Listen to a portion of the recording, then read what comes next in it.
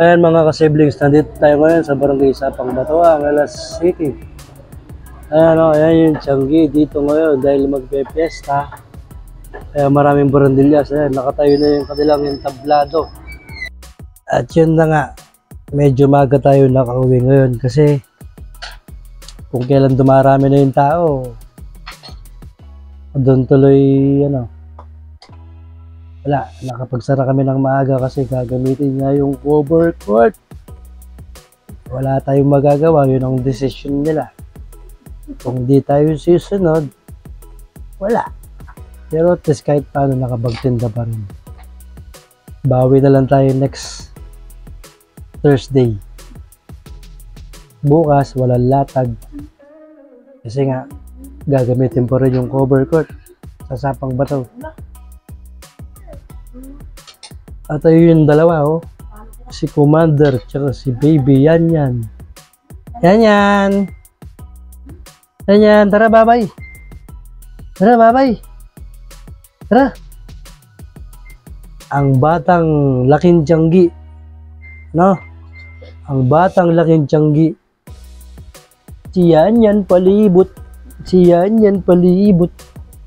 Ang batang laking Tianggi. Ano? Hello mo sila, hello. Hello po. Dali, hello mo sila, hello. Dali. Hello mo sila, hello. Hello po. Sabi mo, dali. Hello po. Ang galing talaga, oh. Hello po. Kumusta po kayo? Sabi mo, dali. Yan. Anong ulam natin, bay? Na? Sardinas. Nakamagkano rin tayo ngayon? Na? 2.5. Mataas pa pala sa no? Kagabi, no? Yes. Sayang tumadami na yung tao kanina eh. Wala, ganun talaga, oh. At least nakapagtinda pa rin. Pero syempre ngayon sa Sapang Bato kasi pinaghahandaan nila yung dyan. Yung Tianggi. Pero sayang kasi dumadami na yung tao kanina. Lalo magpe-fiesta, bibili sila ng mga kasangkapan nila. Tumawag si tita niya, si Tita Min. Inom muna tayong tubig. Boy, saan ka galing? Eskwela. Ang ginawa sa school? Module. Nagmo-module ka pa? Pempem. Okay, Pempem. Titinda kayo mamaya? Ha? Magtitinda kayo mamaya? Siyempre. Saan? Sa arena. Hindi pwede sa sideline dyan? Pwede. Kumpleto na ba kayo? Pwede na doon. Sideline nga ako, palitan muna kita. Na.